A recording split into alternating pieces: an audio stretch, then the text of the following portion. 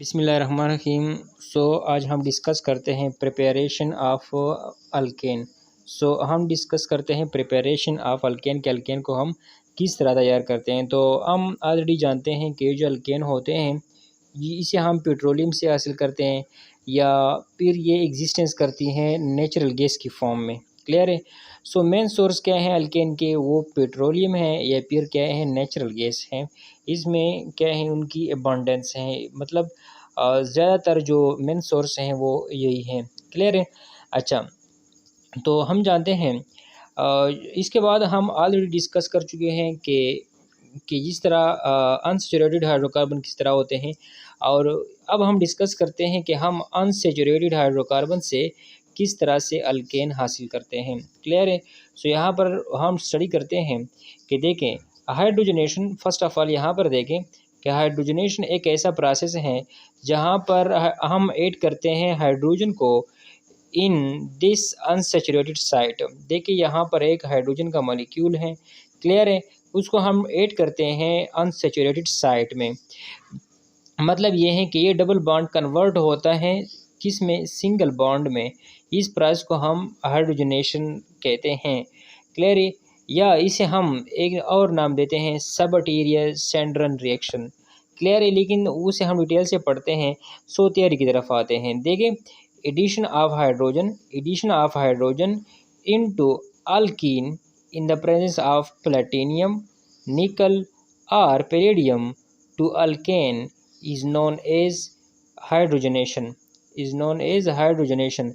याद रखें कि ये सैचुरेटेड हैं और ये अनसैचुरेटेड हैं। क्लियर है। ओके। हम आते हैं यहाँ पर MCQs ढूंढने के लिए।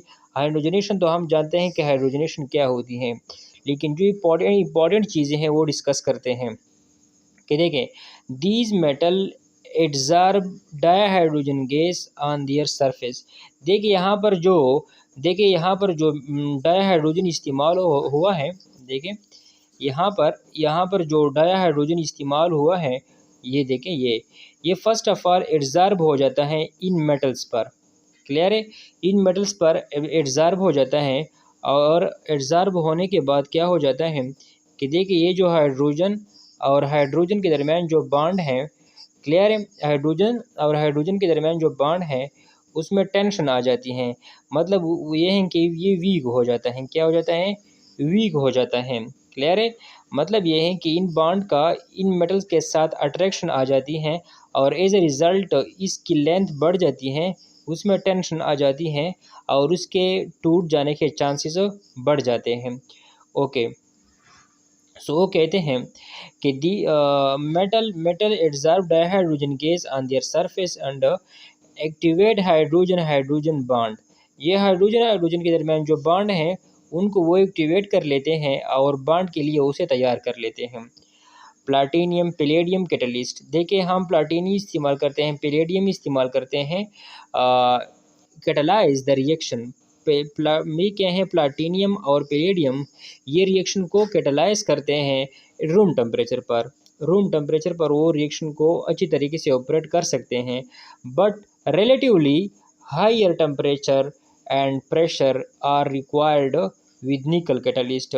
लेकिन अगर आप प्लाटीनियम और पैलेडियम की जगह अगर आप निकल इस्तेमाल करते हैं तो उसके लिए आपको ज़्यादा टेम्परेचर की ज़रूरत होगी। मतलब ये है कि प्लाटीनियम और पैलेडियम के लिए अगर आपको 25 डिग्री सेल्सियस की ज़रूरत है, तो निकल में आपको तकरीबन 250 टेम्परेचर की ज़रूरत होगी डिग्री सेल्सियस। ओके। ये रिएक्शन है जिसे हम सबटेरियर सैंड्रन रिएक्शन कहते हैं। ये एक हाइड्रोजनेशन प्रोसेस है जिसमें हाइड्रोजन ऐड होता है डबल बॉन्ड में और अल्केन बनते हैं। क्लियर है। यहाँ पर हम कैटलिस्ट इस्तेमाल करते हैं। यहाँ पर जो कैटलिस्ट इस्तेमाल किए जाते हैं देखिए यहाँ पर जो कैटलिस्ट इस्तेमाल किए जाते हैं, ये कैटलिस्ट वगैरह इन पर हाइड्रोजन एड्जॉर्ब हो जाते हैं, और एड्जॉर्प्शन के बाद हाइड्रोजन के दरमियान जो बॉन्ड है वो वीक हो जाता है, और एज ए रिज़ल्ट वीकनिंग के बाद यहाँ पर ऐड होकर अल्केन बना लेती हैं। लेकिन याद रखें कि अगर आप कैटलिस्ट को प्लाटीनियम या पैलेडियम इस्तेमाल करें तो आपको टेम्परेचर कम दरकार होगी। अगर आप निकल इस्तेमाल करें तो आपको टेम्परेचर थोड़ा ज़्यादा इस्तेमाल करनी पड़ेगी। क्लियर है? यहाँ पर वो फिर से लिखते हैं, ये एक और अनसैचुरेटेड साइट है, मतलब अल्कीन है, उनके साथ हाइड्रोजन रिएक्शन करती है, in the presence of this catalyst and alkane बनते हैं। ये भी उसी तरह का एक रिएक्शन है।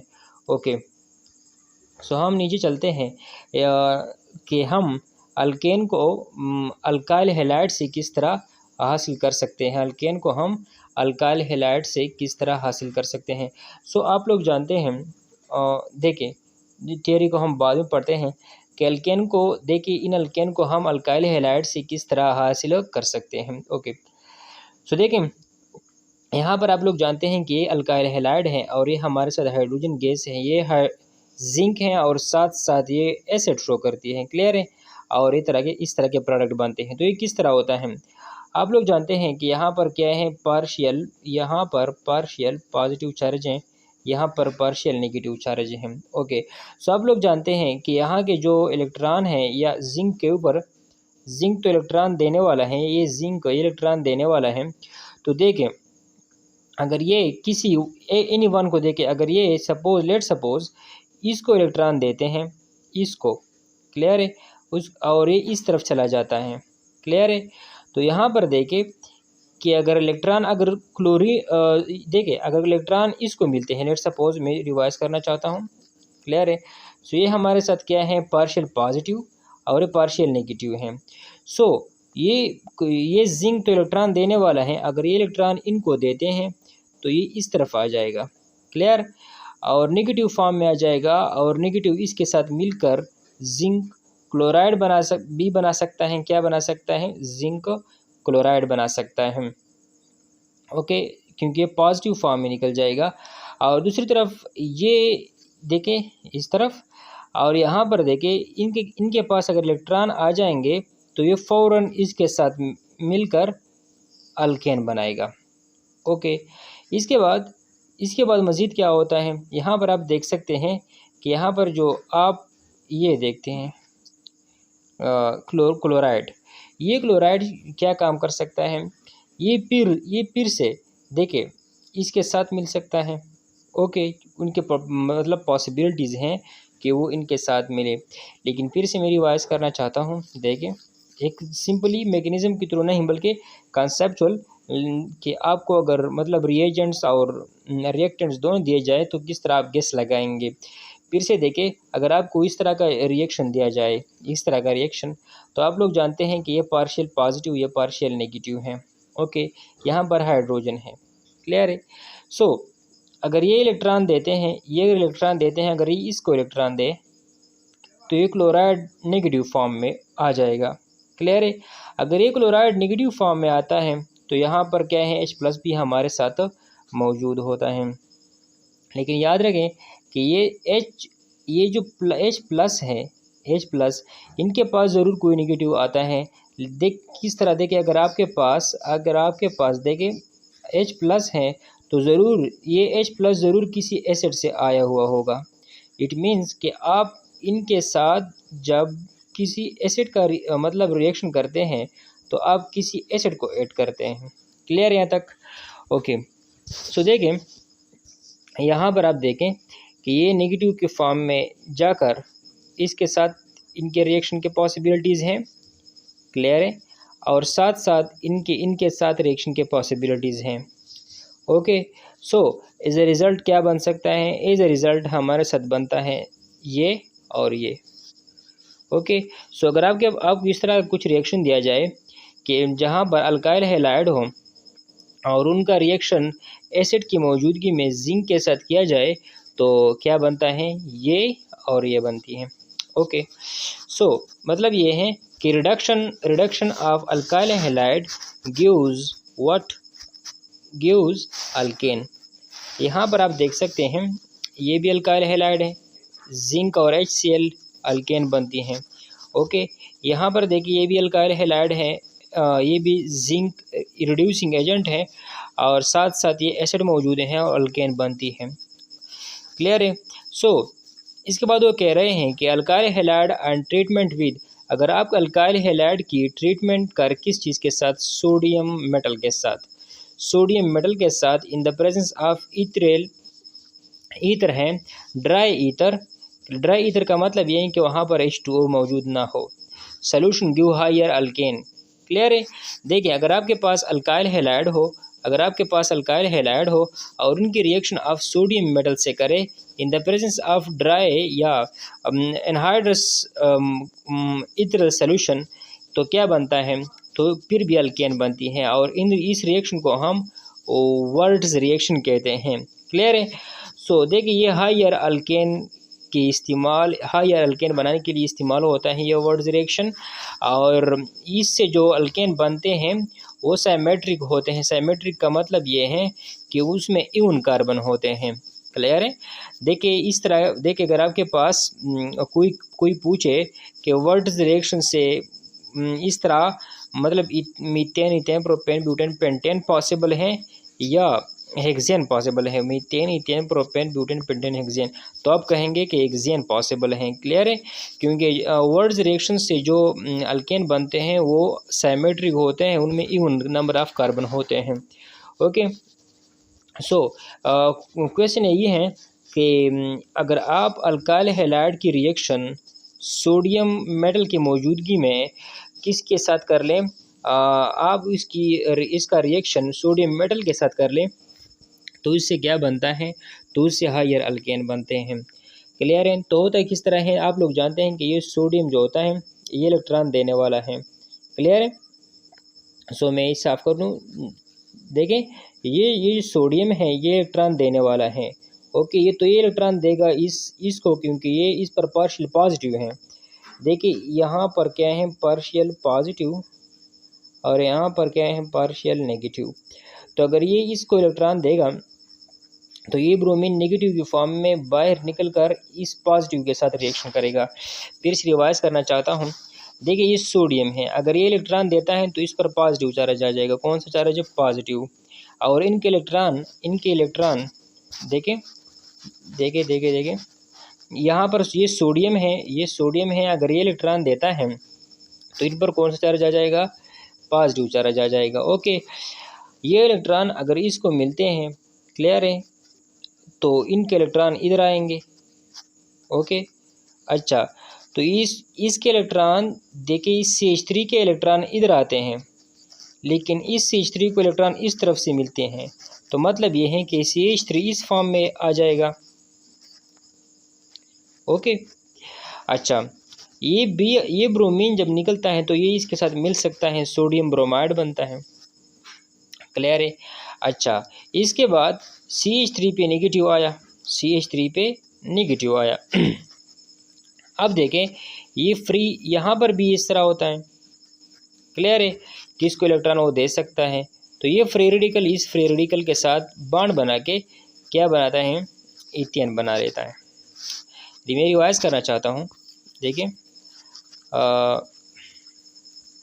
ओके, यहाँ पर देखें, यहाँ पर देखिए ये सोडियम मेटल है, ये सोडियम मेटल इसको इलेक्ट्रॉन दे देता है और इसके जो बॉन्डिंग इलेक्ट्रॉन है वो इधर आते हैं, तो यहाँ पर जो CH3 हैं वो इस फॉर्म में निकल जाती हैं, इस रेडिकल फॉर्म में ये। और यहाँ पर भी इस तरह होता है कि यहाँ पर इलेक्ट्रॉन इसको मिलते हैं, ये CH3 रेडिकल फॉर्म में निकल जाता है। ये रेडिकल और ये रेडिकल आपस में बॉन्ड बना के अल्केन बना लेती है। ओके। सो कहने का मतलब ये है, अगर अल्काइल हैलाइड की रिएक्शन आप एनहाइड्रस ईथर की मौजूदगी में, एनहाइड्रस ईथर की मौजूदगी में सोडियम मेटल से कर ले तो क्या बन जाएगा, अल्केन बन जाएगी। Okay. What will happen if 2 different alkyl halide are taken. वो कह रहे हैं कि क्या होगा अगर 2 डिफरेंट अल्काइल हैलाइड आप ले लेंगे, तो इसका आंसर मे बी गिवन नहीं है यहाँ पर। देखिए जो भी रिएक्शन अगर कोई भी रिएक्शन किसी कार्बोकेटाइन या रेडिकल के ज़रिए से होता है। क्लियर है।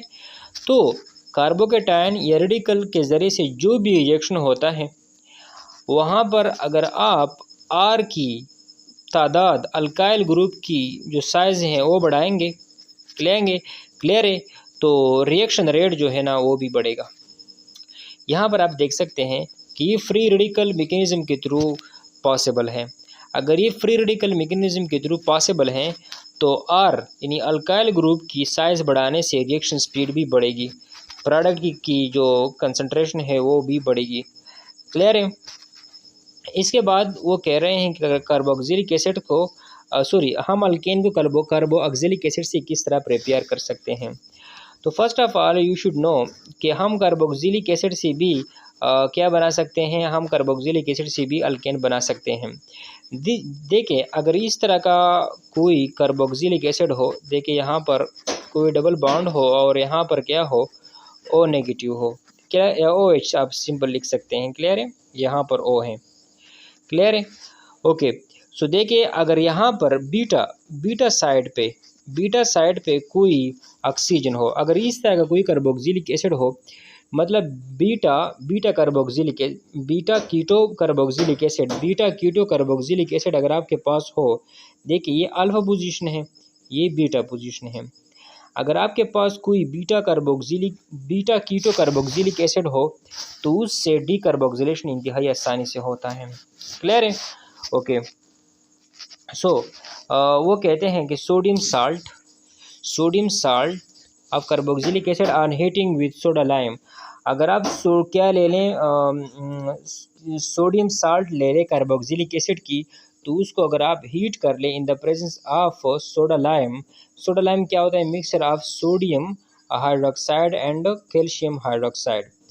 तो कहने का मतलब यह है कि सोडियम साल्ट को अगर आप हीट कर लें in the presence of sodium hydroxide and calcium oxide, तो अल्केन बनता है। क्या बनता है, अल्केन बनता है। क्यों अल्केन बनता है, क्योंकि एक प्रोसेस होता है जिसे हम डीकार्बोक्सिलेशन कहते हैं। क्या कहते हैं, डीकार्बोक्सिलेशन। यहाँ पर आप देख सकते हैं कि यहाँ पर सोडियम साल्ट है, सोडियम देखिए ये कार्बोक्सिलेट आयन है और ये सोडियम आयन है। अगर इसकी रिएक्शन आप सोडियम और कैल्शियम ऑक्साइड की मौजूदगी में करते हैं तो डीकार्बोक्सिलेशन होता है, और डीकार्बोक्सिलेशन के नतीजे में एक ऐसा अल्केन बनता है जिसमें कार्बन की तादाद इस इस्तेमाल होने वाले कार्बोक्सिलिक एसिड से एक कम होता है, क्लियर है, ओके। मैं फिर से रिवाइज करता हूँ। लेकिन जो भी कार्बोक्सिलिक एसिड हो वो उस अगर आप लेते हैं और उनका रिएक्शन अगर आप देखिए, जो भी कार्बोक्सिलिक एसिड नहीं बल्कि कार्बोक्सिलिक एसिड साल्ट, अगर आप सोडियम और साथ जो नेगेटिव है वो कार्बोक्सिलिक एसिड का हो, तो उनकी रिएक्शन अगर आप सोडा लाइम से करते हैं तो इससे हमेशा के लिए अल्केन बनता है। क्या बनता है, अल्केन बनता है। किस प्रोसेस के थ्रू, प्रोसेस होता है डीकार्बोक्सिलेशन। और डीकार्बोक्सिलेशन के थ्रू किस तरह होता है, देखिए अगर आपके पास एक ऐसा कार्बोक्सिलिक एसिड हो जहाँ पर बीटा पोजीशन पर क्या हो, कीटो ग्रुप हो, कौन सा ग्रुप हो, कीटो ग्रुप हो, तो वहाँ पर सोडा लाइम को इस्तेमाल किए बगैर भी डीकार्बोक्सिलेशन होती है। मैंने एग्जाम्पल के तौर पर क्लियर किया, लेकिन फिर से याद रखें कि अगर आपके पास कोई इस तरह का कार्बोक्सिलिक एसिड हो, देखें इस तरह, देखें अगर आपके पास देखिए ये O है, लेट सपोज यहाँ पर क्या है, O है, यहाँ पर सोडियम है नेगेटिव है, यहाँ पर सी डबल बॉन्ड O है, ये सी डबल बॉन्ड क्या है, O, ओके। देखिए यहाँ पर क्या है, लेट सपोज यहाँ सी डबल बॉन्ड O है, इसे हम कहते हैं बीटा कीटो कार्बोक्सिलिक एसिड। तो अगर आपके पास इस तरह का कोई कार्बोक्सिलिक एसिड हो तो इससे decarboxylation without using soda lime possible होती है, क्लियर है, इंतहाई इंपॉर्टेंट है। अक्सर क्वेश्चन में दिया जाता है कि देखिए दो तरह के एग्जाम्पल दिए जाते हैं, दो तरह के वो एग्जाम्पल देते हैं। लेट सपोज एक एग्जाम्पल ये होता है कि एक एग्जाम्पल वो ये देते हैं, क्लियर, ओके, और दूसरा एग्जाम्पल वो ये देते हैं, क्लियर है, ठीक है। एक एग्जाम्पल ये और एक ये, लेकिन फ़र्क कहाँ पर होता है, फ़र्क कहाँ पर होता है, फ़र्क यहीं यहाँ पर होता है कि देखें यहाँ पर कीटो ग्रुप होता है और यहाँ पर नहीं। तो वो पूछते हैं कि किससे डीकार्बोक्सिलेशन आसानी से होगी। तो आप लोग जानते हैं कि इनका ये क्या है, इनके साथ किस कोई रिलेशन रखता है, इनका इनके साथ कोई रिलेशन है, कंजुगेशन में है, लेकिन यहाँ पर कोई ऐसी स्टेबिलिटी वाली ग्रुप नहीं है। तो जहाँ पर स्टेबिलिटी आती है वहाँ पर डीकार्बोक्सिलेशन आसानी से होती है। ओके, अच्छा, तो कहने का मतलब ये है, अगर आपको इस तरह के दो साल्ट्स दिए जाएं और आपसे पूछा जाए कि किससे आसानी से डीकार्बोक्सिलेशन होती है विदाउट यूजिंग सोडा लाइम, तो दिस वन से मतलब ये है कि एक ऐसा साल्ट कार्बोक्सिलिक एसिड का जहाँ पर बीटा कीटो ग्रुप शामिल हो, बीटा कीटो ग्रुप। ओके, इसके बाद कार्बोक्सिलिक एसिड से हम अल्केन हासिल कर सकते हैं by Kolbe's electrolysis, by Kolbe's electrolysis. तो आप लोग जानते हैं, अगर मेरे पास क्या हो इस तरह का कोई क्या हो कार्बोक्सिलिक एसिड हो, तो और उसे मैं डिज़ोल्व करूँ एक सॉल्वेंट में, और उस सॉल्वेंट में मैं इलेक्ट्रोड मतलब एनोड और कैथोड लगाऊं, तो आप लोग जानते हैं कि क्या होगा। एनोड पर तो हम जानते हैं कि ऑक्सीडेशन होती है, एनोड पर क्या होती है, ऑक्सीडेशन। तो अगर एनोड पर ऑक्सीडेशन होती है तो इससे इलेक्ट्रॉन चले जाएंगे। ये इलेक्ट्रॉन जो हैं, ये मतलब ये नेगेटिव चला जाएगा किस फॉर्म में, CO2 की फॉर्म में, CO2 की फॉर्म में चला जाएगा। और ये इलेक्ट्रॉन भी चले जाएंगे। देखिए, मेरी वॉइस करना चाहता हूँ। देखें, अगर आपके पास कोई क्या हो कार्बोक्सिलिक एसिड हो, देखिए इस तरह का कोई कार्बोक्सिलिक एसिड हो, कार्बोक्सिलिक एसिड, और ये साल्ट फॉर्म में मौजूद हो, तो जब उसे उसके लिए आप इलेक्ट्रोड फिट कर लेते हैं तो क्या होता है, इलेक्ट्रोड की फिटिंग के बाद क्या होती है, ये वाली ग्रुप, ये ग्रुप CO2 की फॉर्म में निकल जाता है। प्लस अगर आप दो कार्बोक्सिलिक साल्ट्स लेते हैं तो 2 इलेक्ट्रॉन भी रिलीज़ होंगे, और साथ साथ देखिए इलेक्ट्रॉन, और साथ साथ 2 अल्काइल ग्रुप आपके पास बनेंगे, और ये अल्काइल ग्रुप आपस में रिएक्शन करके अल्केन बना लेते हैं। क्लियर है? ओके, फिर से रिवाइज करना चाहता हूँ। अगर आपके पास इस तरह के 2 कार्बोक्सिलिक ग्रुप हैं और यहाँ पर जो नेगेटिव हैं ये एनोड पर आ जाता है, कहाँ पर, एनोड पर आ जाता है। एनोड पर आने के बाद इनके इलेक्ट्रॉन निकल जाते हैं, क्योंकि एनोड पर ऑक्सीडेशन होती है। इनके इलेक्ट्रॉन जब निकल जाते हैं तो ये CO2 फॉर्म में निकल जाता है। क्लियर है? और साथ साथ क्या हो जाता है, ये अल्काइल ग्रुप इस R की फॉर्म में निकल जाता है, इस फॉर्म में, और ये दोनों R आपस में कंबाइन होके एक लंबा चेन ऑफ अल्केन बना लेती हैं। क्लियर है? हम जानते हैं, अगर आप इस कार्बोक्सिलिक साल्ट को पानी में हल कर लेते हैं तो क्या हो जाता है, और अगर आप उस पर गोल्ड-बेस प्रोसेस अप्लाई कर लेते हैं तो प्रोडक्ट क्या होती हैं। गोल्ड-बेस इलेक्ट्रोलाइसिस के नतीजे में क्या बनती हैं, अल्केन बनती हैं, CO2 बनती है, हाइड्रोजन गैस बनता है और सोडियम हाइड्रोक्साइड बनती हैं। किस तरह, देखें, आप लोग जानते हैं अगर ये एक साल्ट है और इसे आप पानी में हल कर लेते हैं तो इस तरह की प्रोडक्ट बनेगी पानी में।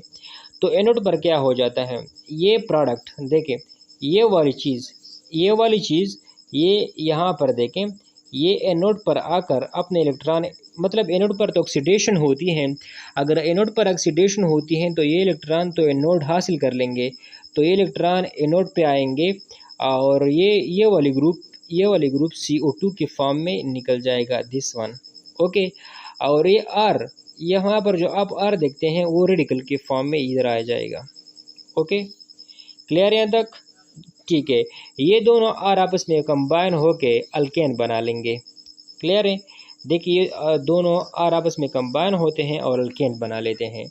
दूसरी तरफ ये इलेक्ट्रॉन जो यहाँ पर एनोड पे आए हैं, मतलब इससे निकलते हैं और एनोड उसे हासिल कर लेते हैं, तो क्या होता है, ये इलेक्ट्रॉन एनोड पे आकर एनोड से कैथोड की तरफ मूवमेंट करेंगे। क्लियर है? एनोड से आकर कैथोड की तरफ मूवमेंट करेंगे, कैथोड पे रिडक्शन होती है, क्या होती है, रिडक्शन। तो ये 2 इलेक्ट्रॉन जो वहाँ पर बने थे वो यहाँ पर आके H2O के साथ रिएक्शन करेंगे, और H2O की जब आप रिडक्शन करते हैं तो क्या बनता है, negative and this radical. Okay, देखें अगर आप दो इलेक्ट्रॉन इस्तेमाल करते हैं तो ये भी दो बनेंगे और ये भी दो बनेंगे। ओके, ये दोनों आपस में रिएक्शन करके H2 बना लेती हैं। क्लियर है, H2 बना लेती हैं। देखें अगर आप जिस तरह हमारे पास तो यहाँ पर दो इलेक्ट्रॉन बने थे, ये दो इलेक्ट्रॉन, ये दोनों इलेक्ट्रॉन यहाँ पर आ जाते हैं, ये दोनों इलेक्ट्रॉन यहाँ पर आ जाते हैं। देखिए यहाँ पर आ जाते हैं और वाटर के साथ रिएक्शन करते हैं, तो वाटर के भी दो मॉलिक्यूल इस्तेमाल होंगे और इसका मतलब ये है कि दो हाइड्रोक्सिल ग्रुप और दो हाइड्रोजन फ्री रेडिकल बनेंगे। ये दो हाइड्रोजन फ्री रेडिकल आपस में कंबाइन होके H2 का मॉलिक्यूल बनता है। क्लियर है, और ये हाइड्रोक्साइड, दो हाइड्रोक्साइड आयन बने, वो कहाँ पर इस्तेमाल होते हैं, उसे मैं उसकी जो वजह मैं बताता हूँ। ये दोनों हाइड्रोक्साइड इन दोनों सोडियम के साथ रिएक्शन करके दो सोडियम हाइड्रोक्साइड बना लेते हैं।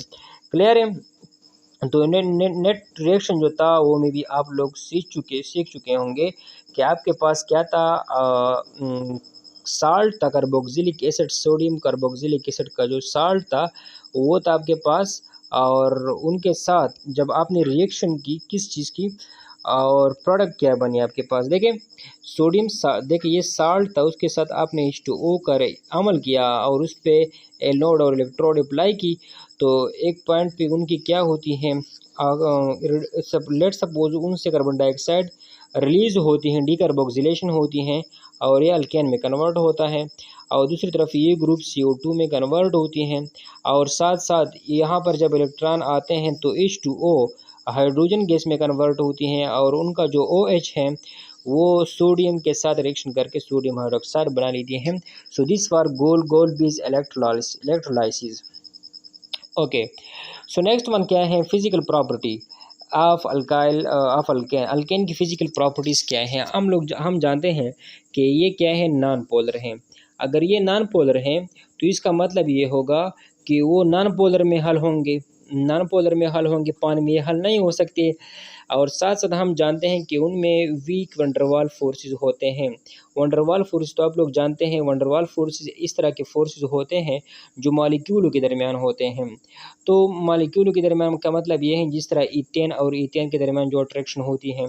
लेट सपोज ये क्या है, ये क्या है, एक ईथेन या एक प्रोपेन है और ये दूसरा प्रोपेन है, तो इन दोनों प्रोपेन के दरमियान जो अट्रैक्शन है उनको हम वंडरवाल फोर्सेस कहते हैं।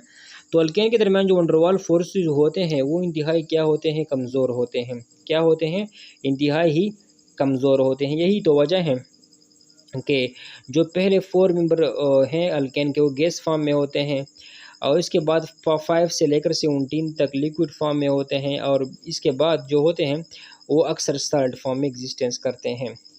क्लियर है, सो इसके बाद हम जानते हैं कि जो अल्केन है वो क्या है, नॉन पोलर इन नेचर हैं। सो ये नॉन पोलर मिक्सचर, अगर ये नॉन पोलर हैं तो नॉन पोलर सॉल्वेंट में क्या होगी, वो हल होंगे।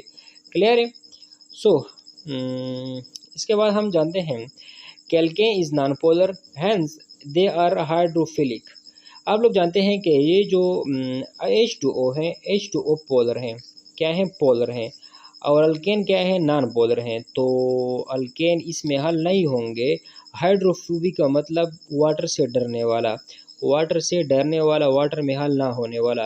तो अल्केन नॉन पोलर हैं और ये पोलर हैं, तो ये दूसरे में हल नहीं हो सकते। क्लियर है, जो चीज़ वाटर में हल नहीं होती उसे हम हाइड्रोफोबिक कहते हैं। ओके, इसके बाद हम चलते हैं, कहते हैं it is generally observed that in relation to solubility of substance in solvents, polar substance are soluble in polar। तो आप लोग जानते हैं कि लाइक डिज़ॉल्व, लाइक का मतलब यही होता है कि पोलर को डिज़ॉल्व करता है, और पोलर में सॉल्युबल है, नॉन पोलर में क्या है, सॉल्युबल है। इसके बाद हम जानते हैं, हमने देखा है कि ये जो अल्केन है और उनकी जो मेल्टिंग और बॉइलिंग पॉइंट हैं वो बढ़ती हैं। अल्केन की मेल्टिंग और बॉइलिंग पॉइंट बढ़ती हैं एज देयर साइज़ बढ़ता है। जो हम उनकी साइज़ बढ़ाते हैं उनकी मेल्टिंग पॉइंट और बॉइलिंग पॉइंट बढ़ती हैं। एक तो ये, और दूसरी ये कि उनकी अगर रेगुलर, एक देखिए एक नॉर्मल चेन है अल्केन का, क्लियर है, और एक क्या है, ब्रांच चेन है, ब्रांच। तो अगर कोई पूछे कि इसकी बॉइलिंग पॉइंट और मेल्टिंग पॉइंट ज़्यादा होगी या इसकी, तो इसकी मेल्ट बॉइलिंग पॉइंट इसकी ज़्यादा होगी, क्योंकि जो नॉर्मल चेन वाले एल्केन होते हैं ये देखा गया है कि उनके दरमियान वंडर वाल फोर्स स्ट्रांग होते हैं और उनकी मेल्टिंग पॉइंट और बॉइलिंग पॉइंट क्या होती हैं, ज़्यादा होती हैं, क्योंकि उसमें रेगुलरिटी होती है, ओरिएंटेशन होता है। ओके, अच्छा, देखिए एक नॉर्मल चेन की सरफेस एरिया क्या होती है, ज़्यादा होती हैं। दो तरह के अल्केन हम डिस्कस किए, ब्रांच और लीनियर, लेकिन surface area of linear chain, ये जो लीनियर चेन होता है इनकी सरफेस एरिया, इनका जो सरफेस एरिया वो ज़्यादा होता है as compare to branch chain. Okay, so यही रीज़न है कि ये जो नॉर्मल चेन हाइड्रोकार्बन होते हैं अल्केन, उनकी जो मेल्टिंग और बॉइलिंग पॉइंट होती हैं वो ज़्यादा होती हैं ब्रांच चेन वाले से, अगर नंबर ऑफ कार्बन सेम हो। अच्छा, ये में भी इजी होगा, ठीक है। इसके बाद केमिकल प्रॉपर्टीज़ मतलब कि उनकी रिएक्शंस क्या हैं, अल्केन के रिएक्शंस क्या हैं। सो इंशाल्लाह उनकी केमिकल प्रॉपर्टीज़ हम बाद में डिस्कस करेंगे। फिज़िकल प्रॉपर्टीज़ क्लियर हो गई। देखिए ये सब कुछ हमने डिस्कस किया कि पोलर हैं, नॉन पोलर हैं। अगर पोलर हैं तो किस तरह, अगर नॉन पोलर हैं वो भी किस तरह। अल्केन इसलिए नॉन पोलर हैं क्योंकि उनके दरमियान जो कार्बन हाइड्रोजन इस्तेमाल हुए हैं। अल्केन में बेसिकली क्या चीज़ है, बस कार्बन है और हाइड्रोजन है, कार्बन और हाइड्रोजन। और कार्बन और हाइड्रोजन के दरमियान जो इलेक्ट्रोनेगेटिविटी डिफरेंस होता है वो इंतहाई ही कम होता है, इसलिए अल्केन क्या है, नॉन पोलर है। ओके, और जो हम अल्केन के मतलब जो मॉलिक्यूलर साइज बढ़ाते हैं तो उनके दरमियान वंडरवाल फोर्सेस बढ़ते हैं।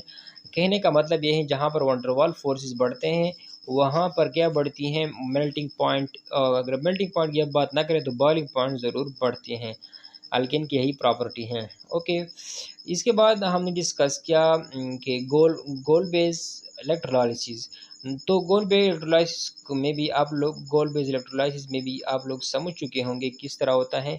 जहाँ पर हम एक क्या लेते हैं, कार्बोक्सिलिक एसिड लेते हैं, वहाँ पर क्या इस्तेमाल होता है, यही इस्तेमाल होता है नेगेटिव। ये नेगेटिव जब एनोड पे आता है तो इनसे इलेक्ट्रॉन चले जाते हैं, कैथोड की तरफ मूवमेंट करते हैं। कैथोड पे आकर ये H2O के साथ रिएक्शन करते हैं। ओके, और यहाँ से कार्बन डाइऑक्साइड निकल जाता है, और कार्बन डाइऑक्साइड जब निकल जाता है तो अल्काइल फ्री रेडिकल बनती हैं। अगर ये अल्काइल फ्री रेडिकल दूसरे अल्काइल फ्री रेडिकल के साथ मिलकर अल्केन बना लेती हैं। क्लियर है। दूसरी तरफ ये जो इलेक्ट्रॉन थे जब आए थे कैथोड में, वो H2O के साथ रिएक्शन करती हैं और H2O से क्या बनती हैं, H radical plus OH negative. Clear है। ये H रेडिकल दूसरे H रेडिकल के साथ मिलकर हाइड्रोजन गैस बना लेती हैं, और इससे क्या बनता है, इससे बनता है सोडियम हाइड्रोक्साइड। क्लियर है, क्योंकि ये सोडियम उस OH के साथ रिएक्शन करके सोडियम हाइड्रोक्साइड बना लेती हैं। क्लियर है। यहाँ पर कुछ क्वेश्चन हैं कि क्या कह रहे हैं वो, कहते हैं sodium salt of which acid will be needed for the preparation of propane, right chemical equation. यहाँ पर में भी आप लोग जानते हैं, जहाँ पर एक पॉइंट नोट कर लें, जहाँ पर जो भी साल्ट हो, इस तरह कार्बोक्सिलिक साल्ट, जिससे अगर हम डीकार्बोक्सिलेशन करते हैं, अगर उससे हम कार्बन डाइऑक्साइड ग्रुप रिमूव करना चाहते हैं, अगर हम उसके लिए क्या इस्तेमाल करते हैं, सोडियम हाइड्रोक्साइड और कैल्शियम ऑक्साइड। मतलब जब उनके लिए अगर हम सोडा लाइम इस्तेमाल करते हैं, इसका मतलब ये है कि उसकी डीकार्बोक्सिलेशन मुश्किल से होती हैं। अगर आपके पास कीटो कार्बोक्सिलिक एसिड का कोई साल्ट है तो उसकी डीकार्बोक्सिलेशन इंतहाई ही आसानी से होती है। क्लियर है। हमने डिस्कस किया वर्ड्स रिएक्शन से जो अल्केन बनते हैं उनके कार्बन की तादाद मतलब क्या होती है, इवन होनी चाहिए, और उसमें हायर लेवल के अल्केन बनते हैं, और फ्री रेडिकल मैकेनिज्म के थ्रू ये रिएक्शन होता है, फ्री रेडिकल मैकेनिज्म के थ्रू ये रिएक्शन होता है। और यहाँ पर अल्काइल ग्रुप की साइज़ बढ़ाने से रिएक्शन स्पीड भी सॉरी यहाँ पर नहीं, मैं वर्ड्स रिएक्शन की बात कर रहा हूँ यहाँ पर।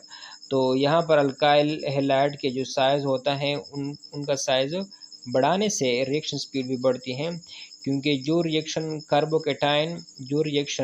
कार्बोकेटाइन या फिर फ्री रेडिकल मैकेनिज्म के थ्रू होते हैं, वहाँ पर अल्काइल ग्रुप की जो अल्काइल ग्रुप का जो साइज़ है वो बढ़ाने से रिएक्शन स्पीड भी बढ़ती है। ओके, चलो ठीक है। जो इम्पोर्टेंट पॉइंट्स थे वर्ड्स रिएक्शन के वो यही है कि वर्ड्स रिएक्शन से जो मतलब प्रोडक्ट बनती हैं, रिएक्टेंट क्या होनी चाहिए, प्रोडक्ट का क्या होनी चाहिए। प्रोडक्ट साइमेट्रिक अल्केन होना चाहिए। प्रोडक्ट क्या होगा, साइमेट्रिक अल्केन, मतलब इवन नंबर वाला अल्केन होगा। और जो रिएक्टेंट है वो अल्काइल हैलाइड होनी चाहिए, और साथ साथ आपके पास ये जो सोडियम मेटल है वो होना ज़रूरी है। क्या है, सोडियम मेटल। क्लियर है यहाँ तक। सो आगे चलते हैं। हमने और डिस्कशन भी की थी किस चीज़ के मतलब, अच्छा reduction, reduction of alkyl halide. अगर आप रिडक्शन कर ले, अल्काइल हैलाइड की रिडक्शन कर ले तो फिर किस तरह होता है। आप लोग जानते हैं कि यहाँ पर आप इस्तेमाल करते हैं जिंक, इस्तेमाल करते हैं जिंक इलेक्ट्रॉन देने वाला है। तो ये जब इलेक्ट्रॉन देता है तो यहाँ पर क्लीवेज आती हैं, और एज ए रिज़ल्ट क्या बनता है, एज ए रिज़ल्ट बनता है ये। यहाँ पर भी वही प्रोसेस है, अगर आप इस ग्रुप को बढ़ाएं, इसके साइज़ को बढ़ाएं तो ये इनके बढ़ने के चांसेस हैं। लेकिन यहाँ पर कहा गया है कि alkyl halide except fluoride on the reducing with zinc and hydrochloric gives what alkane. Clear है। फ्लोराइड के बगैर बाग के साथ अगर आप जिंक इस्तेमाल कर लें तो इससे इजीली अल्केन बनती हैं। ओके, इसके बाद हमने डिस्कस किया सबअटेरियस सैंडर्न रिएक्शन, सबअटेरियस सैंडर्न इक्वेशन या हाइड्रोजनेशन आप कह सकते हैं। यहाँ पर इंपॉर्टेंट पॉइंट क्या थी, इंपॉर्टेंट पॉइंट यहाँ पर ये थी कि अगर आप निकल इस्तेमाल करते हैं निकल तो आपको ज़्यादा टेम्परेचर की ज़रूरत है, अगर आप ये इस्तेमाल करते हैं तो आपको कम टेम्परेचर मतलब रूम टेम्परेचर पर रिएक्शन हो सकता है, और इस प्रोसेस को हम हाइड्रोजनेशन रिएक्शंस कहते हैं। सो इंशाल्लाह आने वाले लेक्चर में हम डिस्कस करेंगे डिस्कस करेंगे हम इंशाल्लाह chemical properties. So subscribe the channel and share it.